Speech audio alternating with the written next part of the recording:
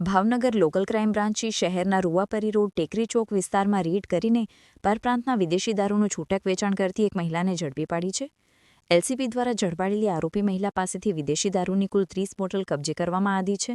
પોલીસે આ દારૂનો જથ્થો જપ્ત કરીને મહિલા વિરુદ્ધ કાયદેસરની કાર્યવાહી હાથ ધરી છે. પ્રાથમિક પૂછપરછમાં મહિલાએ આ દારૂનો જથ્થો માફતનગર વિસ્તારના એક શખ્સ પાસેથી લાવી હોવાનું બહાર આવ્યું છે.